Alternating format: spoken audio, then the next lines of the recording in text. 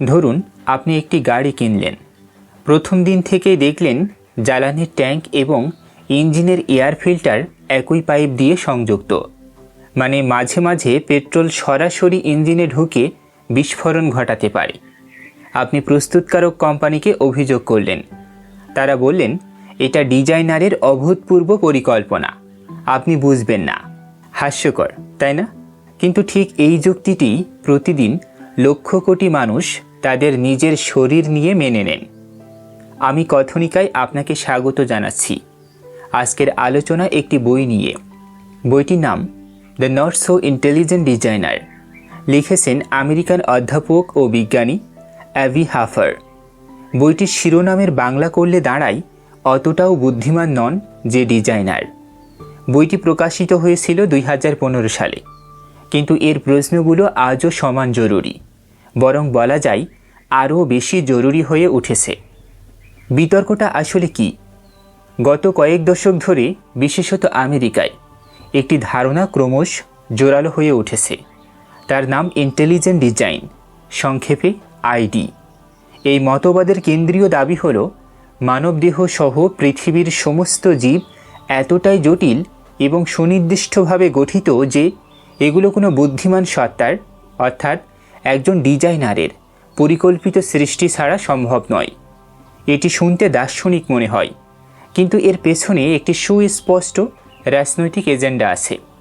সেই এজেন্ডা হলো আমেরিকার স্কুলে বিজ্ঞানের জায়গায় ধর্মীয় বিশ্বাসকে পাঠ্যক্রমের অংশ করে তোলা।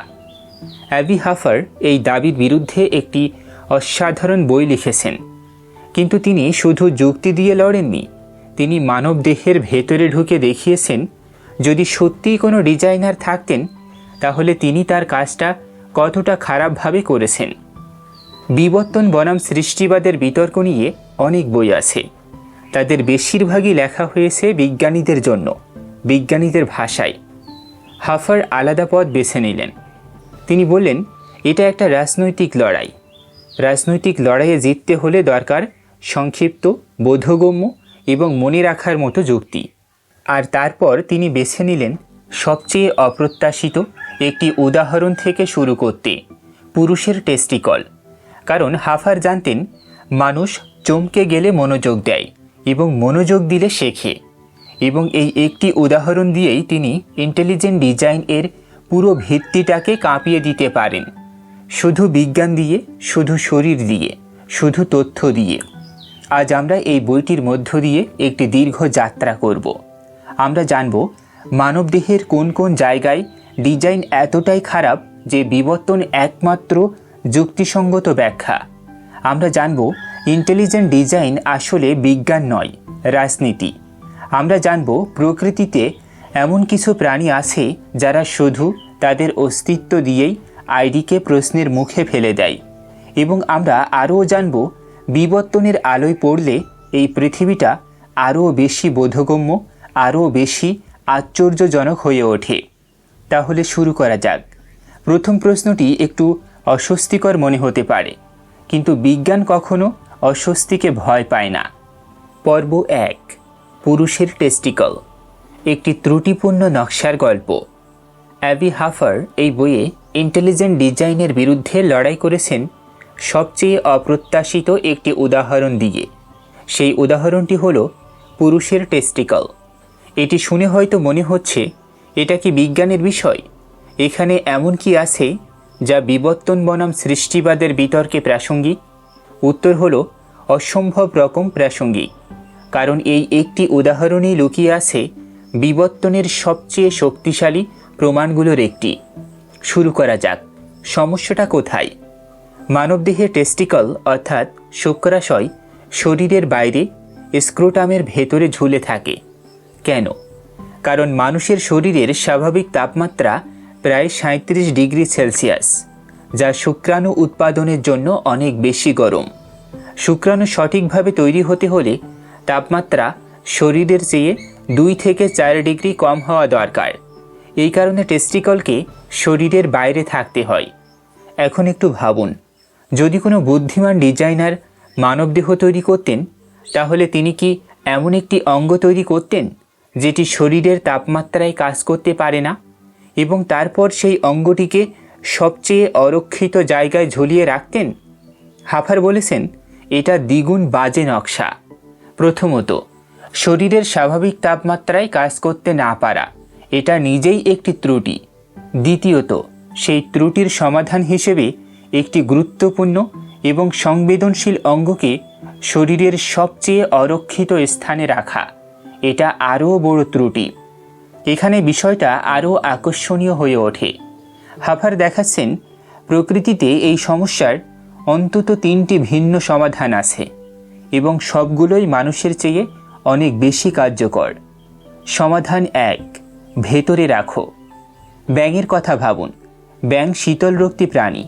তার শরীরের তাপমাত্রা পরিবেশের সাথে বদলায়, তাই তাপমাত্রার সমস্যা নেই, টেস্টিকল নিরাপদে শরীরের ভেতরে।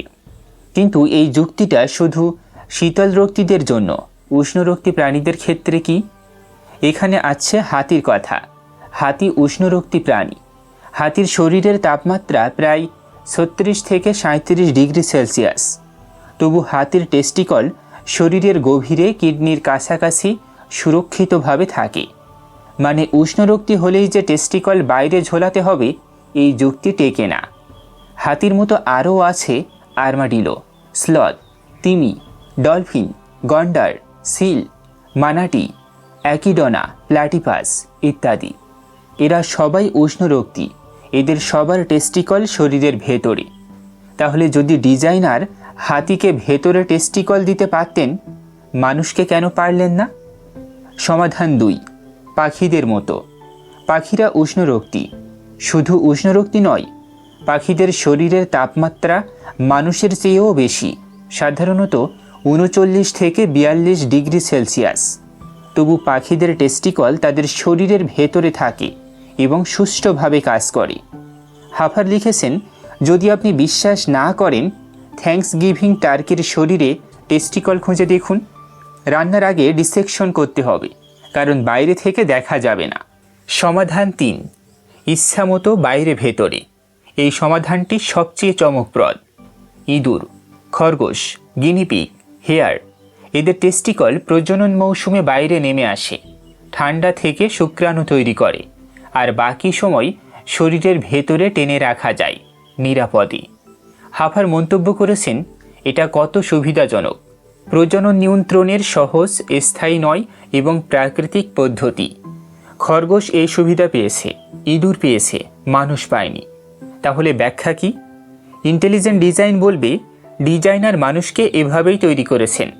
কিন্তু তাহলে কেন হাতিকে ভালো নকশা দিয়েছেন? কেন পাখিকে? কেন ইঁদুরকে? এই প্রশ্নের কোনো সন্তোষজনক উত্তর ইন্টেলিজেন্ট ডিজাইন দিতে পারে না। বিবর্তন কিন্তু এই প্রশ্নের উত্তর দিতে পারে।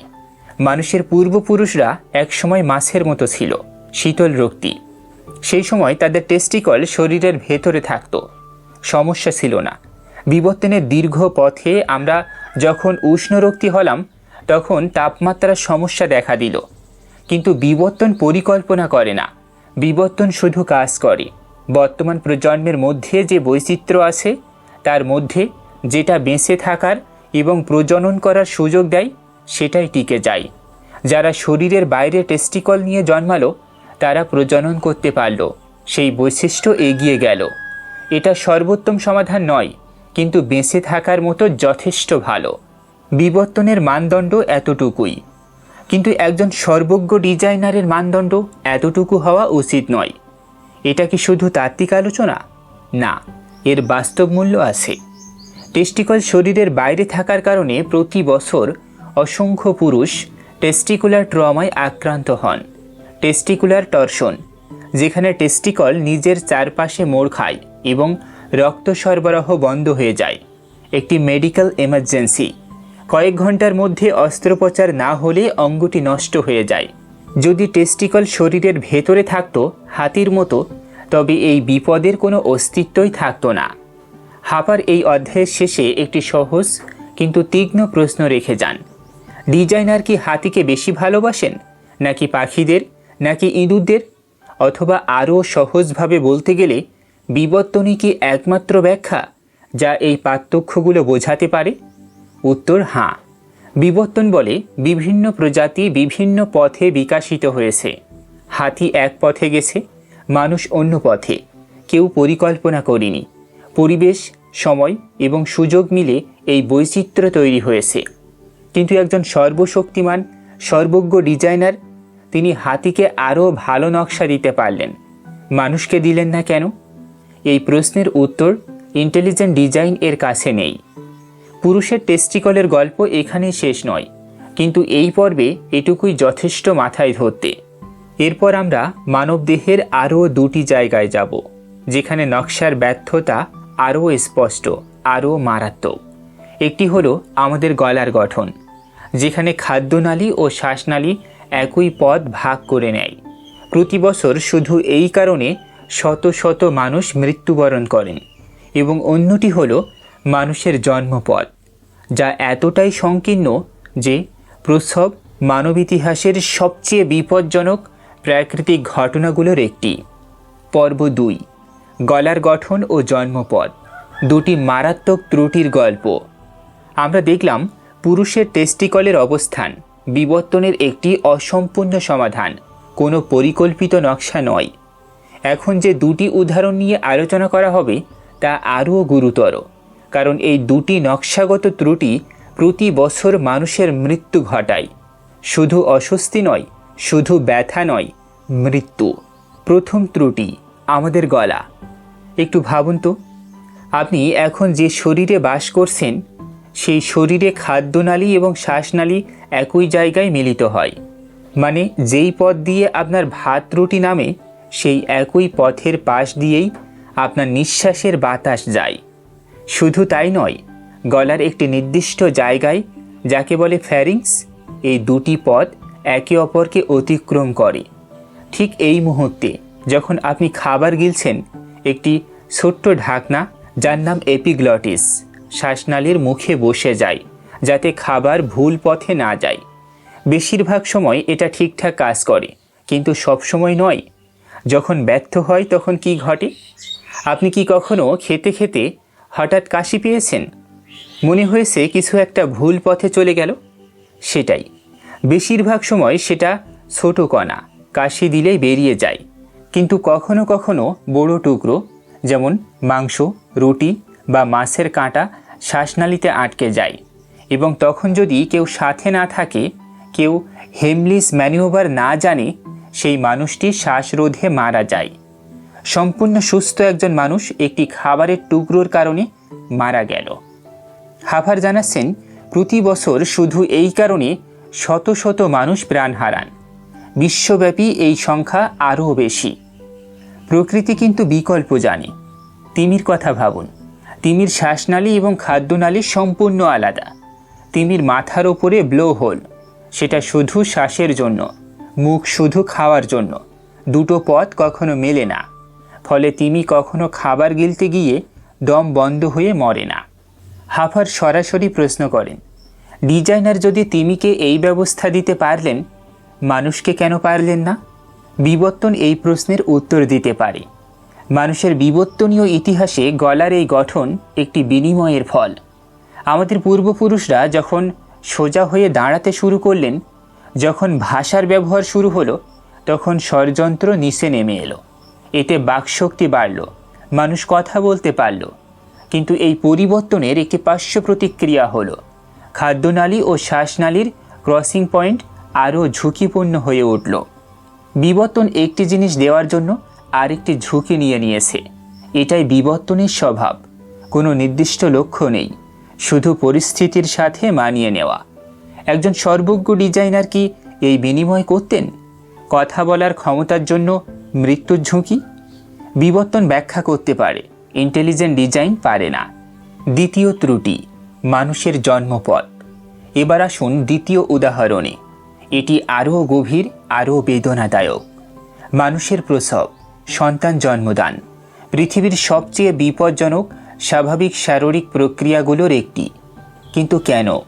কারণ মানব শিশুর মাথা এবং মানব মায়ের পেলভিসের আকার, এই দুটি একে অপরের জন্য প্রায় অসামঞ্জস্যপূর্ণ। বিবর্তনের পথে মানুষ দুটি জিনিস একসাথে পেয়েছে, যেগুলো পরস্পরের বিরোধী। প্রথমত, আমরা দুই পায়ে সোজা হয়ে হাঁটি। দুই পায়ে দাঁড়িয়ে হাঁটার জন্য দরকার সরু নিতম্ব, যাতে শরীরের ভার সহজে বহন করা যায়। সরু নিতম্ব মানে সরু পেলভিস, সরু জন্মপথ। দ্বিতীয়ত, আমরা অত্যন্ত বড় মস্তিষ্কওয়ালা প্রাণী। বড় মস্তিষ্ক মানে বড় মাথা। বড় মাথা মানে প্রসবের সময় বড় পথ দরকার। এই দুটি চাহিদা একে অপরকে বাতিল করে দেয়। ফলাফল একটি অস্বস্তিকর আপোষ, যেখানে শিশুর মাথা এবং মায়ের জন্মপথের মাপ এতটাই কাছাকাছি যে প্রসব প্রায় ভয়ঙ্করভাবে কঠিন হয়ে পড়ে। আধুনিক চিকিৎসার আগে এর ফলাফল ছিল রক্তাক্ত। ইংল্যান্ডে 1700 সালের শুরুর দিকে প্রতি 1000 জীবিত প্রসবে 10 থেকে 11 জন মা মারা যেতেন। বিংশ শতাব্দীর শুরুতে আমেরিকায় প্রতি 1000 জীবিত প্রসবে 6 থেকে 9 জন মা মারা যেতেন, এবং আজও যেখানে আধুনিক চিকিৎসা নেই সংখ্যাটা ভয়াবহ। আফগানিস্তানের বাদাখশান প্রদেশে 2002 সালে প্রতি 1000 জীবিত প্রসবে 50 থেকে 80 জন মা মারা যেতেন। শিশু মৃত্যুর হিসাবও কম ভয়ঙ্কর নয়। বাংলাদেশের গ্রামীণ এলাকায় 2011 সালে প্রতি 1000 শিশুর মধ্যে 17 জন শুধু জন্মের প্রক্রিয়াতেই মৃত্যুবরণ করেছে। এগুলো কোনো দুর্ঘটনার পরিসংখ্যান নয়, এগুলো স্বাভাবিক প্রসবের পরিসংখ্যান। এবং তারপর আসে আরও একটি ভয়াবহ পরিণতি, যার নাম অবস্ট্রাকটিভ ফিস্টুলা। যখন প্রসব দীর্ঘস্থায়ী ও কঠিন হয়, শিশুর মাথা পায়ের পেলভিসের হাড়ের বিরুদ্ধে চাপ দিতে থাকে। এই চাপে আশেপাশের নরম টিস্যুতে রক্ত চলাচল বন্ধ হয়ে যায়। সেই টিস্যু মরে যায়। মরা টিস্যু খসে পড়লে তৈরি হয় একটি ছিদ্র। জন্মপথ এবং মূত্রথলি বা পায়ুনালীর মধ্যে একটি অস্বাভাবিক সংযোগ। ফলাফল, সেই নারী আজীবন অনিয়ন্ত্রিতভাবে প্রস্রাব বা মলক্ষরণ করতে থাকেন। এই নারীরা প্রায় পরিবার থেকে বিচ্ছিন্ন হয়ে পড়েন, কাজ করতে পারেন না, সমাচ্যুত হন, মূত্রনালীর সংক্রমণে মারা যান। বিশ্বব্যাপী এই মুহূর্তে প্রায় 20 লক্ষ নারী চিকিৎসাধীন অবস্ট্রাকটিভ ফিস্টুলায় ভুগছেন। প্রতি বছর আরও 1 লক্ষ নারী এই অবস্থায় পড়ছেন। প্রকৃতিতে কি বিকল্প আছে? আছে। ক্যাঙ্গারুর কথা ভাবুন। ক্যাঙ্গারু 2 পায়ে চলে, বাইপেডাল। কিন্তু মা ক্যাঙ্গারু তার শিশুকে অত্যন্ত অপরিণত অবস্থায় জন্ম দেয়। শিশুটি তখন প্রায় একটি ভ্রূণের মতো। তারপর সেই শিশু মায়ের পেটে থলির মধ্যে বাকি বিকাশ সম্পন্ন করে। এই ব্যবস্থায় জন্মপথের ওপর প্রায় কোনো চাপ নেই। হাফার বলেছেন, যদি মানুষকে ডিজাইন করা হতো তাহলে ক্যাঙ্গারুর মতো একটি ব্যবস্থা মানব মায়ের জন্য অনেক বেশি যুক্তিযুক্ত হতো। বড় মাথার এবং 2 পায়ে হাঁটা প্রজাতির জন্য এটাই স্বাভাবিক সমাধান। কিন্তু বিবর্তন সেই সুযোগ নেয়নি, কারণ বিবর্তন পরিকল্পনা করে না। বিবর্তন শুধু অতীতের উপর ভিত্তি করে এগিয়ে যায়। আমাদের পূর্বপুরুষরা যেভাবে জন্ম দিয়েছেন সেই ছাঁচেই আমাদের তৈরি হতে হয়েছে, সামান্য পরিবর্তন করতে করতে। মিসক্যারেজ, নীরব যন্ত্রণার 3য় মাত্রা। হাফার এখানে আরও একটি তথ্য যোগ করেছেন। সমস্ত নিষিক্ত ডিম্বাণুর মধ্যে 31%-এরও বেশি কখনো জীবিত শিশু হয় না। এগুলো স্বতঃস্ফূর্তভাবে নষ্ট হয়ে যায়। অনেক সময় নারী বুঝতেও পারেন না যে তিনি গর্ভবতী ছিলেন। মোটামুটি প্রতি 3টি গর্ভধারণের একটি স্বাভাবিকভাবেই ব্যর্থ হয়। এটি কোনো অসাধারণ নকশার লক্ষণ নয়, এটি একটি পরিসংখ্যানগতভাবে ব্যর্থ প্রজনন ব্যবস্থার লক্ষণ। বিবর্তন এটা ব্যাখ্যা করে, কারণ ভ্রূণের বিকাশ অত্যন্ত জটিল এবং যে কোনো জটিল প্রক্রিয়ায় ব্যর্থতার সম্ভাবনা থাকে। ইন্টেলিজেন্ট ডিজাইন এর কোনো সৎ উত্তর দিতে পারে না। ইন্টেলিজেন্ট ডিজাইন এর প্রবক্তা উইলিয়াম ডেম্বোস্কি তার বই দ্য ডিজাইন রেভলিউশনে বলেছেন, মহিলাদের জন্য প্রসব যদি আরেকটু সহজ হতো সেটা নাইস হতো। নাইস। লক্ষ লক্ষ নারীর মৃত্যু, কোটি কোটি শিশুর মৃত্যু, 20 লক্ষ নারীর অবস্ট্রাকটিভ ফিস্টুলায় নীরব যন্ত্রণা। এবং ডেম্বোস্কি বলেছেন, এটা আরেকটু ভালো হলে নাইস হতো। হাফারের একটাই জবাব আছে, শুধু একটিই শব্দ, ফিস্টুলা। এই 2টি উদাহরণ থেকে আমরা দেখলাম গলার ক্রসওভার গঠন বিবর্তনের একটি পার্শ্ব প্রতিক্রিয়া। ভাষা অর্জনের মূল্য। একজন ডিজাইনার এই ট্রেড অফ এড়াতে পারতেন, বিবর্তন পারেনি, কারণ বিবর্তন পরিকল্পনা করে না। মানুষের জন্মপথ বিবর্তনের আরেকটি আপোষ, বড় মস্তিষ্ক এবং দুই পায়ে হাঁটার বিরোধাত্মক চাহিদার ফলাফল। এখানেও একজন ডিজাইনার অনেক সহজ সমাধান নিতে পারতেন, ক্যাঙ্গারুর মতো। কিন্তু আমরা ডিজাইন করা হয়নি, আমরা বিকাশিত হয়েছি। এবং বিবর্তন সর্বোত্তম নয়, শুধু যথেষ্ট ভালো, যাতে মরে না যাই। এরপর আমরা মানবদেহের বাইরে বেরিয়ে প্রকৃতির অন্য প্রান্তে যাব, যেখানে আমরা দেখব এমন কিছু প্রাণী যাদের অস্তিত্বই ইন্টেলিজেন্ট ডিজাইন এর মূল দাবিকে প্রশ্নের মুখে ফেলে দেয়। একটি মাছ যে গাছে ওঠে, একটি জেলিফিশ যে অমর, এবং এই দুটি প্রাণী মিলে প্রমাণ করে বিবর্তন কোনো পরিকল্পনা ছাড়াই কতটা অদ্ভুত, কতটা বৈচিত্র্যময়, কতটা সত্যিকারের। পর্ব 3, প্রকৃতির অদ্ভুত সাক্ষীরা, যারা ইন্টেলিজেন্ট ডিজাইনকে প্রশ্ন করে। আমরা মানবদেহের ভেতরে ঢুকে দেখেছি টেস্টিকলের ঝুঁকিপূর্ণ অবস্থান, গলার মারাত্মক ক্রসিং এবং জন্মপথের বেদনাদায়ক অপ্রতুলতা। এখন আমরা মানবদেহ ছেড়ে বেরিয়ে আসব।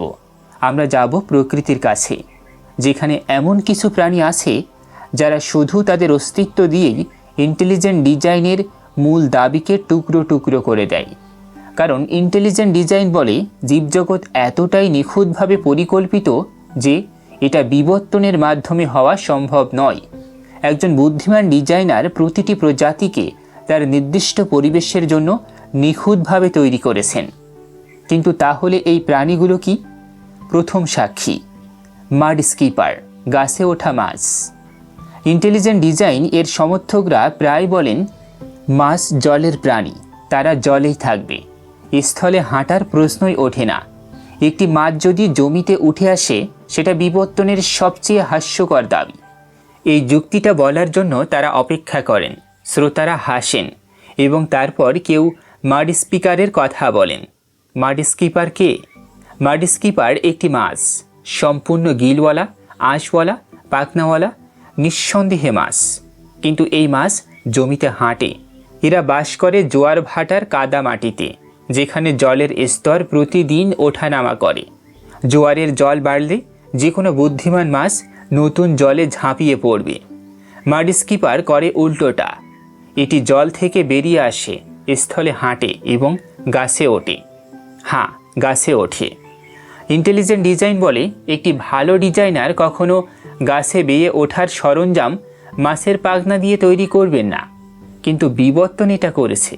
মাড স্কিপারের বিশেষ পেলভিক ফিন, যা সাঁতারের জন্য তৈরি, সেটাকে কাজে লাগিয়ে এরা কাদায় হামাগুড়ি দেয় এবং গাছের ডালে উঠে যায়। পারফেক্ট ক্লাইম্বিং গিয়ার না, কিন্তু যথেষ্ট কার্যকর। এটাই বিবর্তনের মূলনীতি। নিখুঁত নয়, যথেষ্ট। এখানেই শেষ নয়। মাড স্কিপার শুধু স্থলে হাঁটে না, সে স্থলে বাসা বাঁধে, স্থলে ডিম দেয় এবং সেই ডিম জলে নয়, বাতাসে ফোটে। ডিমের কুঠুরিতে যখন অক্সিজেন কমে আসে, বাবা মাড স্কিপার বাইরে থেকে মুখ ভর্তি বাতাস নিয়ে এসে কুঠুরিতে ছেড়ে দেয়। মূলত একটি মাছ যার ডিমের জন্য বায়ুবাহিত শ্বাস সরবরাহ করছে। এই মাছের ফুলকা আছে, কিন্তু শ্বাস নেয় চামড়া দিয়ে এবং ত্বকের নিচে থাকা আটকানো বাতাসের থলির মাধ্যমে। সেই থলি মূলত আদিম ফুসফুস। মাড স্কিপার তার জীবনের 90% সময় কাটায় জলের বাইরে।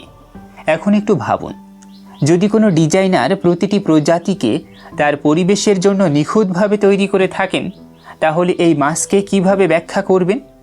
ডিজাইনার কি সত্যিই সিদ্ধান্ত নিয়েছিলেন যে এই মাছটি গাছ বাইবে? তাহলে পাখনা দিলেন কেন? পা দেননি কেন? পাখনা দিয়ে গাছ বাওয়া কি ডিজাইনারের সেরা পরিকল্পনা? বিবর্তন এর উত্তর দিতে পারে। মাড স্কিপার জোয়ার ভাটার পরিবেশে বিকশিত হয়েছে। যারা জমিতে সামান্য হলেও টিকতে পেরেছে, তারা শিকারীদের হাত থেকে বেঁচেছে, বেশি বংশধর রেখেছে। হাজার হাজার প্রজন্ম ধরে সামান্য পরিবর্তনে এই অদ্ভুত মাছ তৈরি হয়েছে। কিন্তু এটা কোনো পরিকল্পনার ফল নয়, এটা পরিস্থিতির সাথে মানিয়ে নেওয়ার দীর্ঘ ইতিহাস। দ্বিতীয় সাক্ষী, অমর জেলিফিশ। এবার আমরা যাব সমুদ্রের গভীরে। হাজার হাজার বছর ধরে মানুষ অমরত্বের সন্ধান করেছে, ধর্ম তৈরি হয়েছে এই আকাঙ্ক্ষাকে কেন্দ্র করে। দার্শনিকরা ভেবেছেন, বিজ্ঞানীরা গবেষণা করছেন, কিন্তু অমরত্ব পেয়েছে কে? একটি জেলিফিশ। এই জেলিফিশের বৈজ্ঞানিক নাম ট্রুডপোসিস নিউট্রিকিউলা, প্রকৃত অমর। এটি অমর আক্ষরিক অর্থেই। যখন এই জেলিফিশ কোনো চাপে পড়ে, যেমন ক্ষুধা, আঘাত, বার্ধক্য বা তাপমাত্রার পরিবর্তন, তখন এটি একটি অসাধারণ কাজ করে। এটি তার নিজের বিকাশের পথ উল্টে দেয়।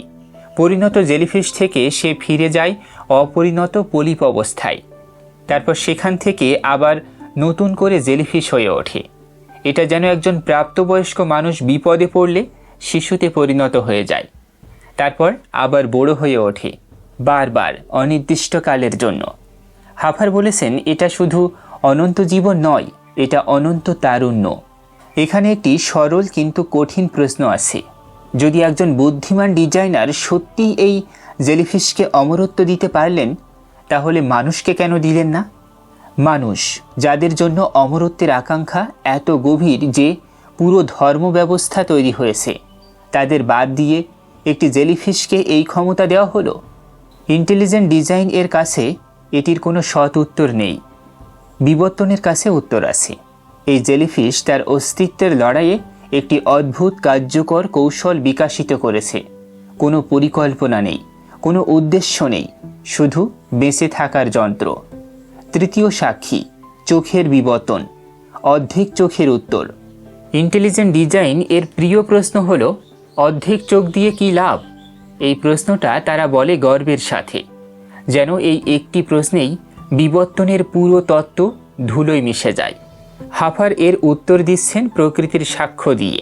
সরল থেকে জটিল, চোখের বিবর্তনের সিঁড়ি। প্রকৃতিতে আজও এমন প্রাণী আছে যাদের চোখ মানুষের চোখের চেয়ে অনেক সরল, এবং প্রতিটি সরল চোখই তার মালিককে বাঁচতে সাহায্য করেছে। ইউগ্লেনা একটি এককোষী প্রাণী।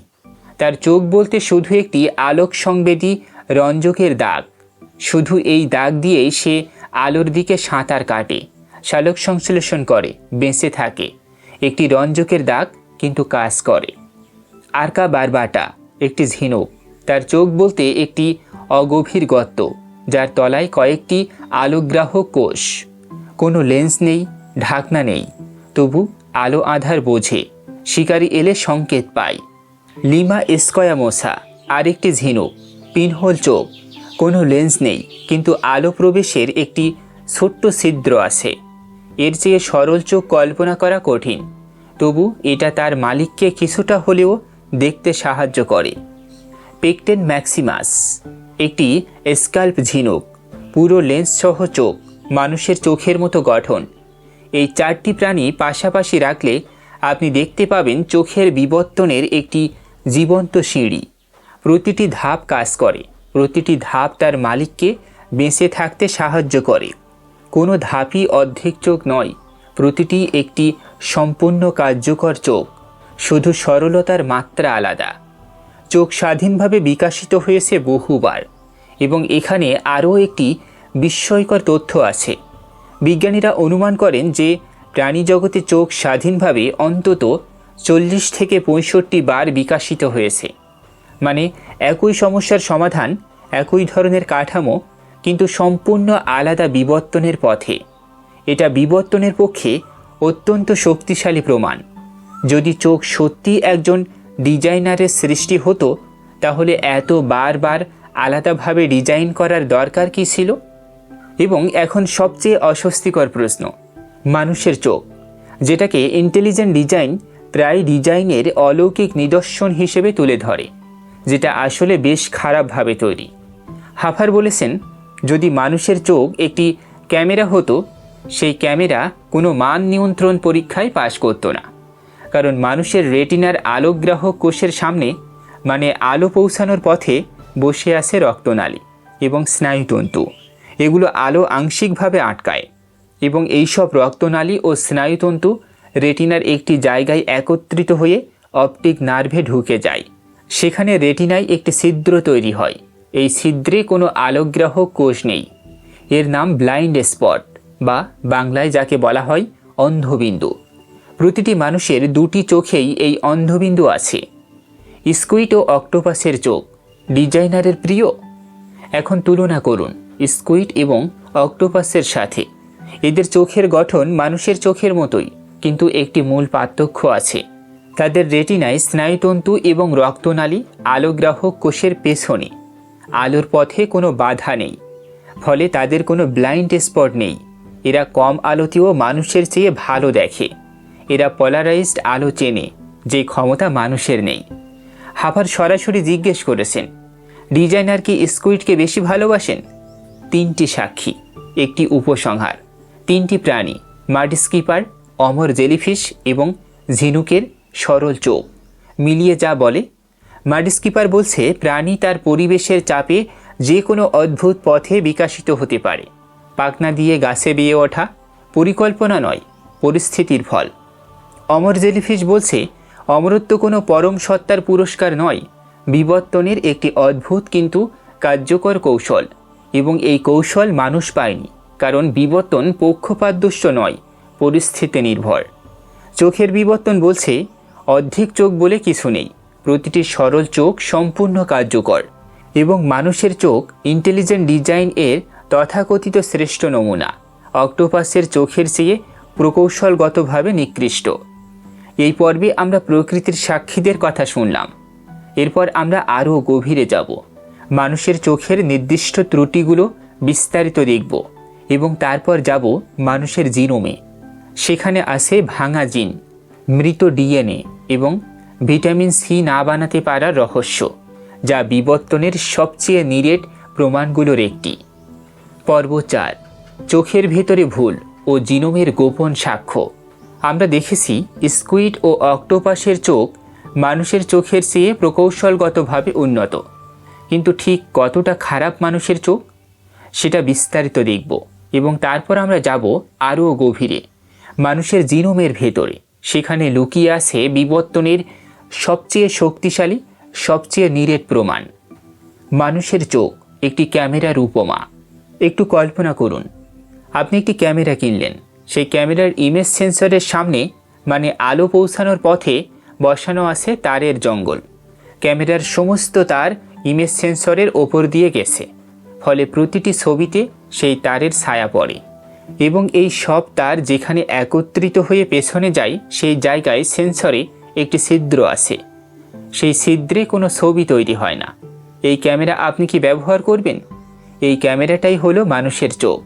3টি নির্দিষ্ট ত্রুটি। হাফার মানুষের রেটিনায় 3টি সুনির্দিষ্ট নকশাগত ত্রুটি চিহ্নিত করেছেন।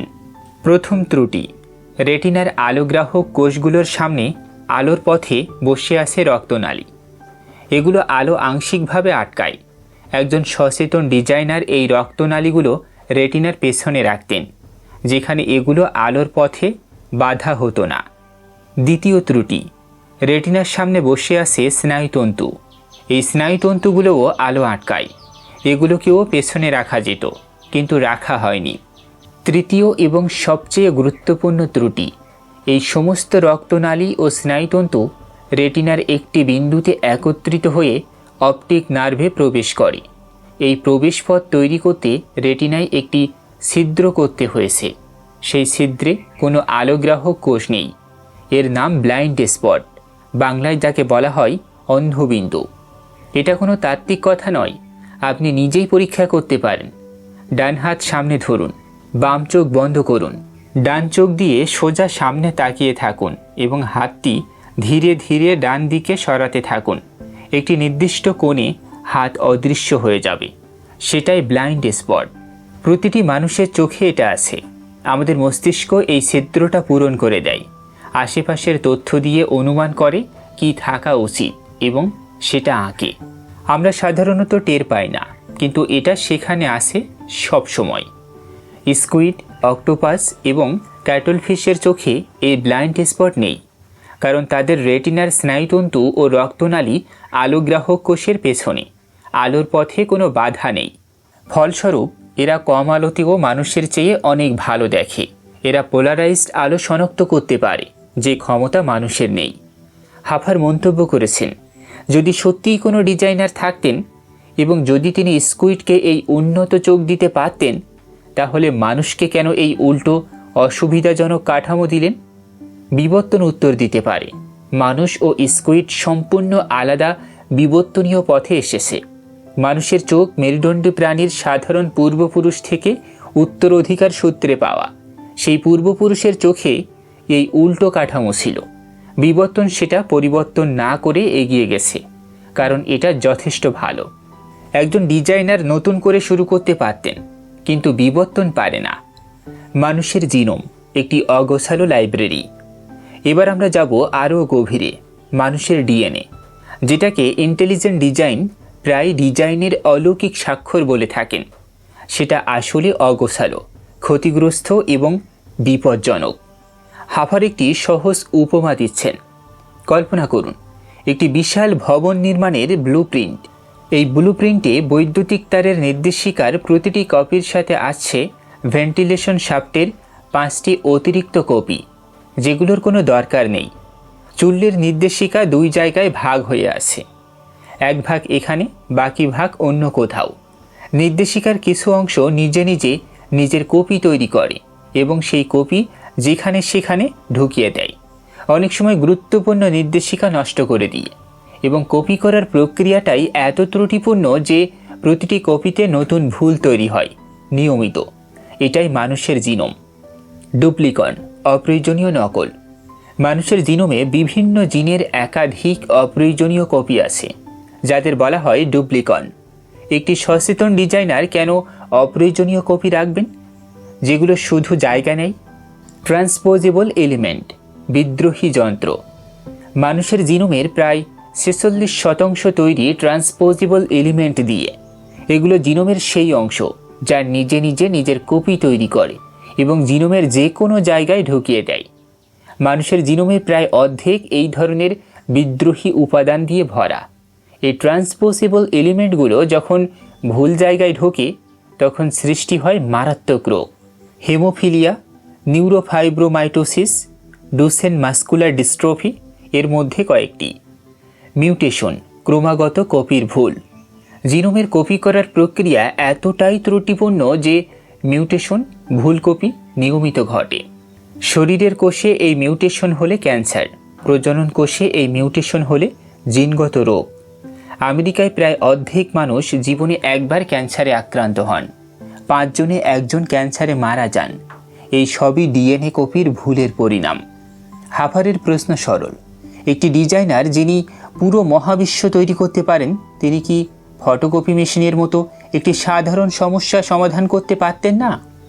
ভিটামিন সি এর রহস্য, বিবর্তনের সবচেয়ে সুন্দর প্রমাণ।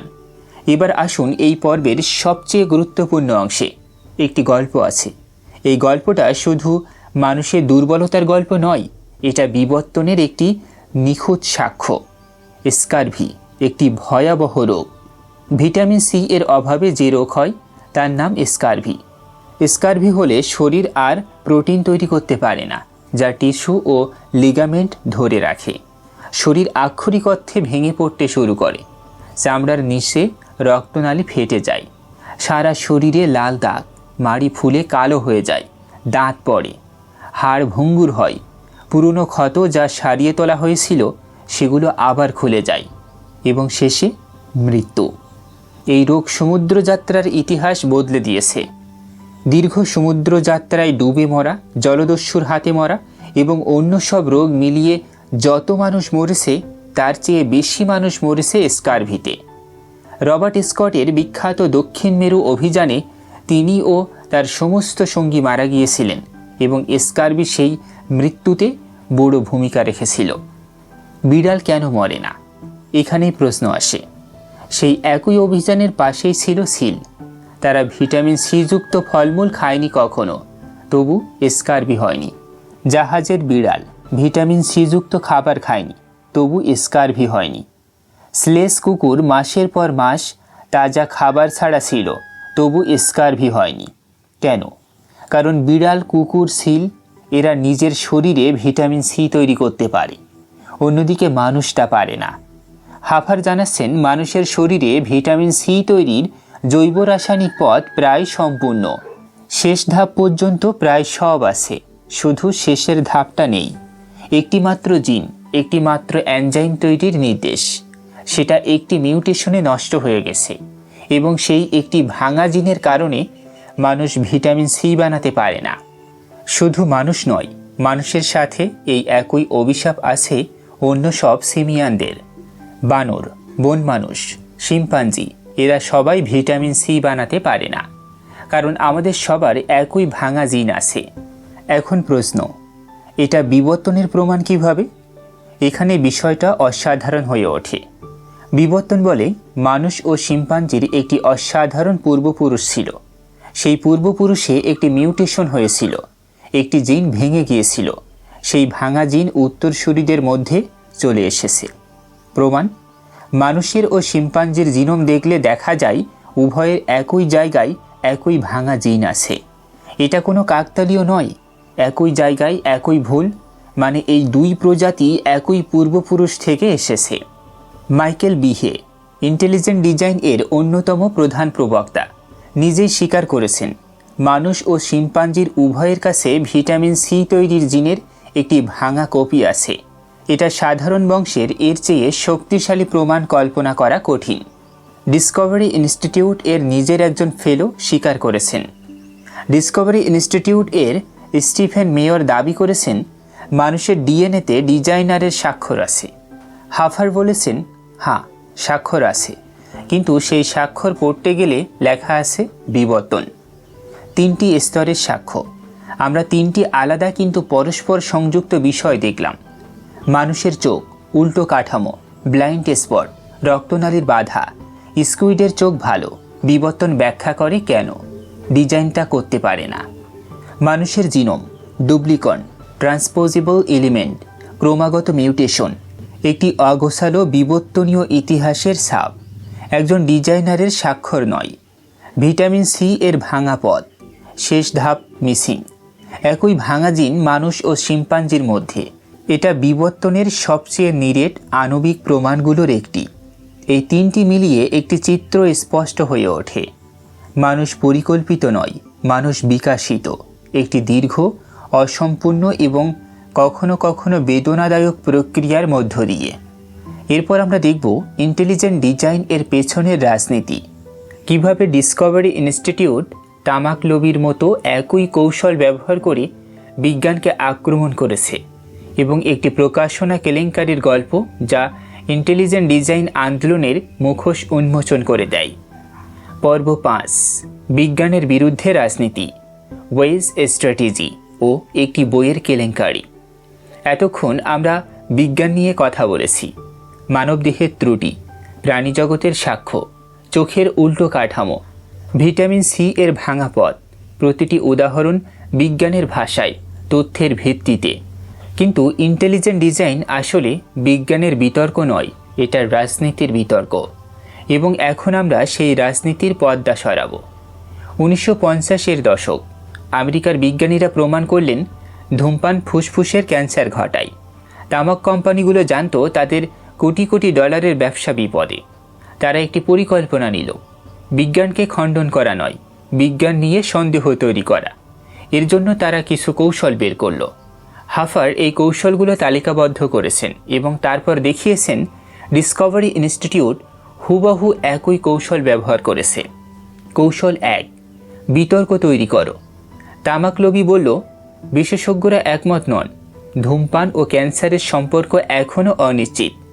অথচ সেই সময় হাজারো গবেষণা, লক্ষাধিক তথ্য সব একই দিক নির্দেশ করছিল।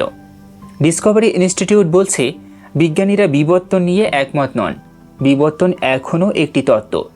অথচ বিশ্বের 99% বিজ্ঞানী বিবর্তনকে প্রতিষ্ঠিত সত্য বলে স্বীকার করেন। পদ্ধতি একই, শুধু বিষয় বদলেছে। কৌশল 2, ডিগ্রিধারী মুখপাত্র ভাড়া করো। তামাক লবি কিছু বিজ্ঞানীকে মোটা অঙ্কের টাকায় লবিস্ট হিসেবে নিয়োগ দিলেন। তারা প্রকাশ্যে বলতে থাকলেন ক্যান্সারের সাথে ধূমপানের সম্পর্ক অনিশ্চিত। তাদের মধ্যে উল্লেখযোগ্য একজন ফ্রেড সিঙ্গার, পদার্থবিদ্যায় পিএইচডি। 1993 সালেও তিনি সেকেন্ড হ্যান্ড স্মোকের ক্যান্সারের ঝুঁকি অস্বীকার করেছিলেন এবং এই একই ফ্রয়েড সিঙ্গার ডিসকভারি ইনস্টিটিউটে ভাষণ দিয়েছিলেন, যেখানে তিনি মানবসৃষ্ট জলবায়ু পরিবর্তনও অস্বীকার করেছেন। ডিসকভারি ইনস্টিটিউট এর মাইকেল বিহে ও উইলিয়াম ডেম্বস্কি দুজনেরই পিএইচডি রয়েছে।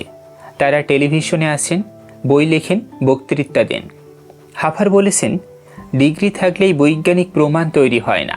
একটি মিথ্যা কথা ডিগ্রিধারীর মুখে বললেও মিথ্যাই থাকে। কৌশল 3, নকল প্রতিষ্ঠান তৈরি করো। তামাকলবি তৈরি করেছিল টোবাক্কো রিসার্চ ইনস্টিটিউট। নাম শুনলে মনে হয় গুরুতর বৈজ্ঞানিক প্রতিষ্ঠান, কিন্তু এটা ছিল শুধু একটি লবিস্ট সংস্থা, শুধু লেটারহেড আর চকচকে অফিস সহ। ডিসকভারি ইনস্টিটিউট এর কোনো গবেষণাগার নেই, কোনো মাইক্রোস্কোপ নেই, কোনো পরীক্ষা নিরীক্ষা নেই, কিন্তু সুন্দর নাম আছে, সুন্দর ওয়েবসাইট আছে এবং রাজনৈতিক সংযোগ আছে। এই তালিকা আরও দীর্ঘ। তামাকলবি দাবি করত তারা ভিকটিম। ডিসকভারি ইনস্টিটিউট দাবি করে তারা বিজ্ঞান প্রতিষ্ঠানের দ্বারা অবদমিত। তামাকলবি বলতো স্বাধীনতার কথা, ডিসকভারি ইনস্টিটিউট বলে একাডেমিক ফ্রিডমের কথা। যদিও পাবলিক স্কুলের শিক্ষকদের কখনো সেই স্বাধীনতা ছিল না। তামাকলবি শিশুদের টার্গেট করত। ডিসকভারি ইনস্টিটিউট চায় পাঠ্যপুস্তকে ইন্টেলিজেন্ট ডিজাইন ঢোকাতে, যাতে শিশুরা প্রথম থেকেই এটা বিজ্ঞান হিসেবে শেখে। হাফারের মন্তব্য, এই কৌশলগুলো তামাকলবির কাছ থেকে হুবহু নকল করা, শুধু পণ্য বদলেছে। ক্যান্সারের জায়গায় এখন বিজ্ঞান শিক্ষা। অফ প্যান্ডাস অ্যান্ড পিপল একটি বইয়ের স্বীকারোক্তি। এবার আসুন সেই কেলেঙ্কারিতে, যেটা ইন্টেলিজেন্ট ডিজাইন আন্দোলনের মুখোশ চিরতরে খুলে দিয়েছে। 1987 সালের রায়। সেই বছর আমেরিকার সুপ্রিম কোর্ট একটি ঐতিহাসিক রায় দিল। রায়ের নাম এডওয়ার্ড বনাম আর্গুইলার্ড। রায়ে বলা হলো, পাবলিক স্কুলে সৃষ্টিবাদ পড়ানো আমেরিকার সংবিধান লঙ্ঘন, কারণ সৃষ্টিবাদ ধর্মের অংশ, বিজ্ঞান নয়। এই রায়ের আগে সৃষ্টিবাদীরা একটি পাঠ্যপুস্তক লিখে রেখেছিল, নাম দিয়েছিল অফ প্যান্ডাস অ্যান্ড পিপল।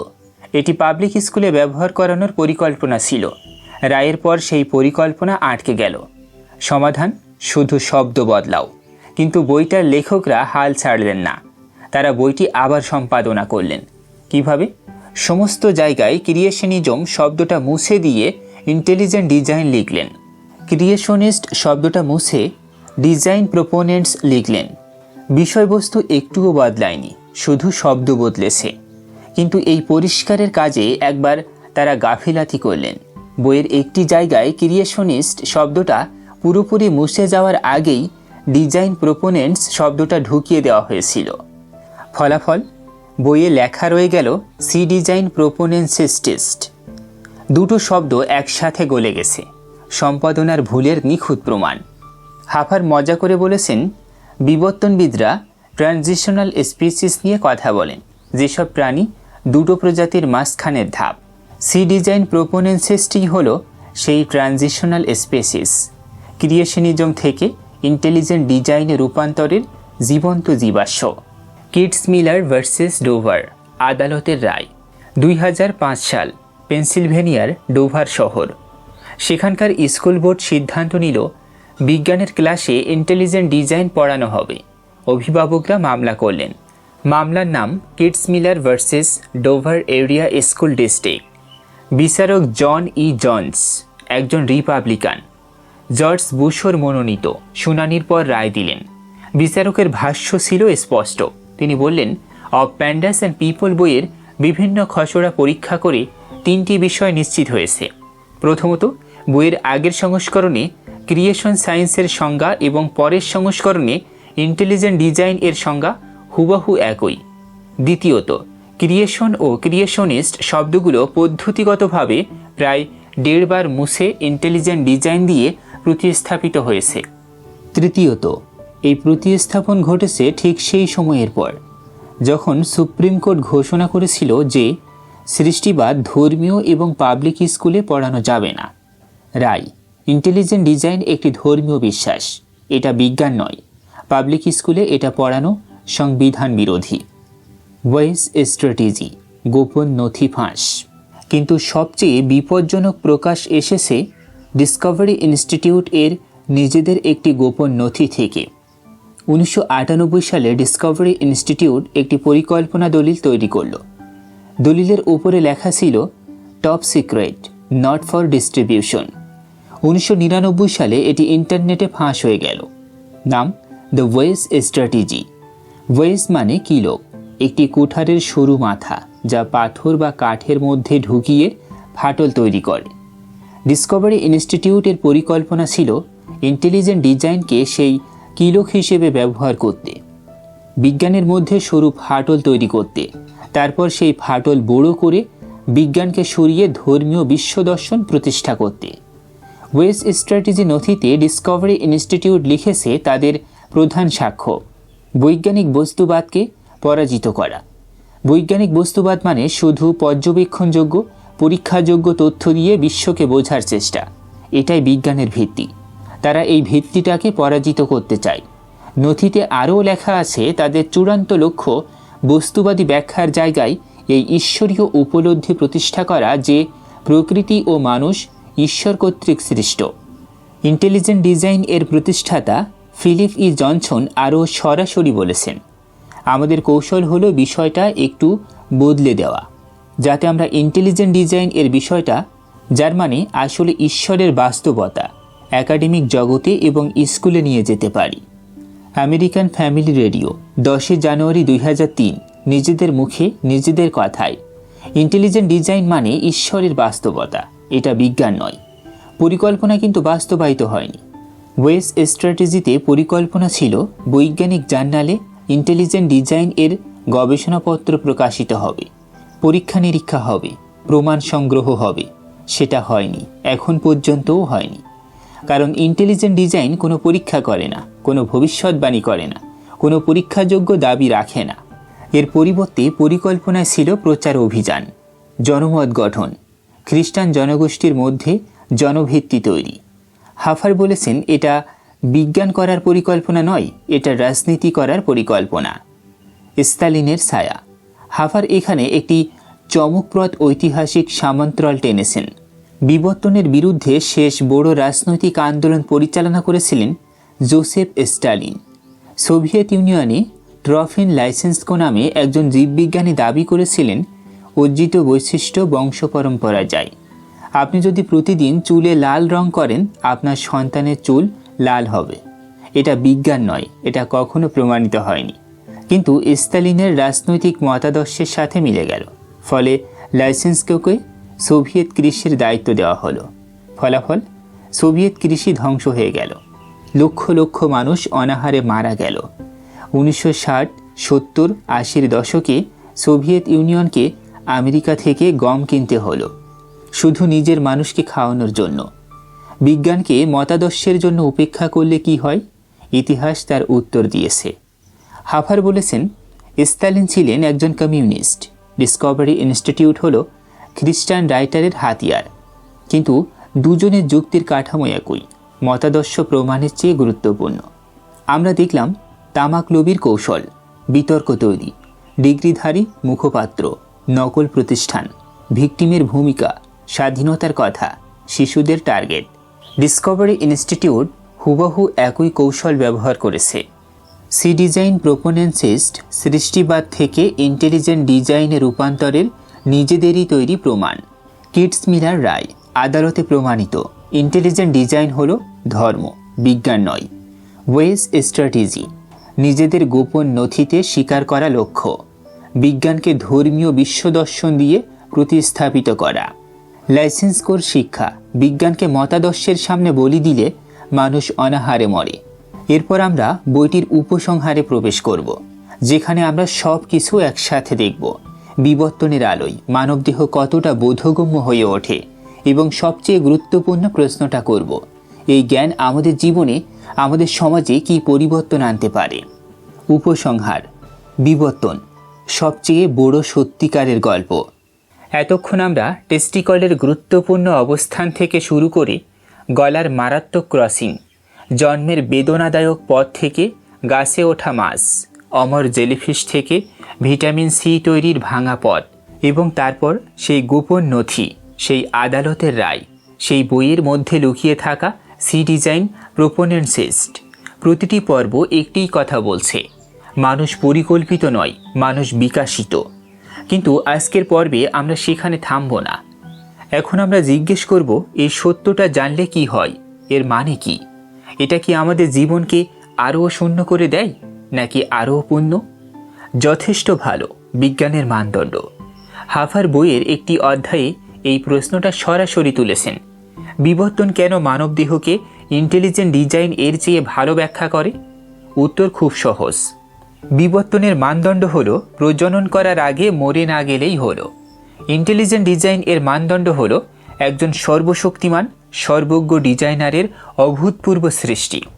মানবদেহ প্রথম মানদণ্ড পূরণ করে, দ্বিতীয় মানদণ্ডের ধারে কাছেও নেই। তার মানে বিবর্তন ঠিক, ইন্টেলিজেন্ট ডিজাইন ভুল। এটা নিষ্ঠুর শোনাতে পারে, কিন্তু এটা নিষ্ঠুর নয়, এটা মুক্তিদায়ক। মানবদেহ অদ্ভুত সুন্দর। হাফার বলেছেন, এই বইয়ে আমি মানবদেহের 10টি ত্রুটি দেখিয়েছি, আরও শত শত দেখাতে পারতাম, কিন্তু তারপরেও তিনি বলেছেন মানবদেহ অসাধারণ, শুধু একটা আলাদা অর্থে। একটি ডিজাইন করা সিস্টেম সুন্দর হয় গাণিতিক নিখুঁততায়, ঘড়ির কাঁটার মতো, প্রতিটি অংশ ঠিক যেখানে থাকার কথা ঠিক সেখানে। একটি বিবর্তিত সিস্টেম সুন্দর হয় অন্যভাবে, অদ্ভুত, জটিল, বৈচিত্র্যময়। 5 আঙুলের হাত যা একই সাথে বেহেলা বাজাতে পারে এবং গাছে উঠতে পারে, মস্তিষ্ক যা গ্যালাক্সির দূরত্ব মাপতে পারে এবং একটি শিশুর হাসিতে গলে যেতে পারে। এই সৌন্দর্য পরিকল্পনা নয়, এই সৌন্দর্য সংগ্রামের, বিলিয়ন বছরের মৃত্যু, টিকে থাকা, রূপান্তরের ফল। এটা কি কম আশ্চর্যজনক? হাফার বলেছেন মোটেই না, বরং বেশি। প্রাকৃতিক খিলান, পরিকল্পনা ছাড়া সৌন্দর্য। বইয়ে হাফার একটি ছবি দিয়েছেন, সাহারা মরুভূমিতে একটি পাথরের খিলান, 6 ফুট উঁচু, সবচেয়ে সরু অংশ মাত্র 6 ইঞ্চি। যদি সেই 6 ইঞ্চির এক কণাও সরিয়ে নেওয়া হয়, পুরো খিলান ভেঙে পড়বে। ইন্টেলিজেন্ট ডিজাইন বলবে এটা অবিচ্ছেদ্যভাবে জটিল, ডিজাইনের প্রমাণ। কিন্তু এই খিলান তৈরি হয়েছে বায়ুক্ষয়ে, কোনো পরিকল্পনা নেই, কোনো উদ্দেশ্য নেই, শুধু বাতাস আর পাথর, লক্ষ লক্ষ বছর ধরে। ফ্রান্সের আরদেশ নদীর ওপর একটি প্রাকৃতিক সেতু আছে, প্রায় 200 ফুট চওড়া, 150 ফুট উঁচু, রোমান স্থাপত্যের মতো দেখতে। এটা কেন রোমান স্থাপত্যের মতো দেখতে? কারণ রোমানরা প্রকৃতি থেকে শিখেছিল এই পদার্থবিদ্যার নিয়ম দুটো জায়গায় কাজ করছে, একটিতে মানুষের হাত ছিল, আরেকটিতে শুধু সময়। হাফার লিখেছেন, এই সেতুর নিচে নৌকা নিয়ে ভেসে যাওয়া মানুষের মনে যে বিস্ময় জাগে, সেই বিস্ময়ের কারণ কি কমে যায় যখন সে জানে এটা কোনো ডিজাইনারের কাজ নয়? না, বরং বাড়ে। কারণ সে বোঝে এই সৌন্দর্য কেউ দেয়নি, এই সৌন্দর্য হয়েছে। প্রক্রিয়াটা অচেতন এবং নির্বিকার ছিল, কিন্তু তাতে এটা কম আশ্চর্যজনক হয় না। ইন্টেলিজেন্ট ডিজাইন এর সবচেয়ে দুঃখজনক ভুল।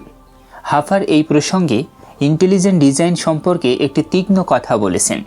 ইন্টেলিজেন্ট ডিজাইন এর প্রবক্তারা কোনো চমৎকার জিনিস ঘটলে সহ্য করতে পারেন না, যদি সেটা ঘটার পেছনে কেউ পরিচিত না থাকে। তারা চান সব আশ্চর্যের পেছনে একটি পরিচিত মুখ থাকুক, একটি উদ্দেশ্য থাকুক, একটি কারণ থাকুক। কিন্তু বিজ্ঞান বলছে আশ্চর্যের কোনো কারণ লাগে না। গ্যালাক্সির আকৃতি আশ্চর্যজনক, কোনো ডিজাইনার ছাড়াই। পাথরের খিলান আশ্চর্যজনক, কোনো উদ্দেশ্য ছাড়াই। মানুষের হাত আশ্চর্যজনক, কোনো পরিকল্পনা ছাড়াই। আশ্চর্যকে ব্যাখ্যা করলে আশ্চর্য কমে না, বরং বাড়ে। বিবর্তন কেন গুরুত্বপূর্ণ এখন এই মুহূর্তে?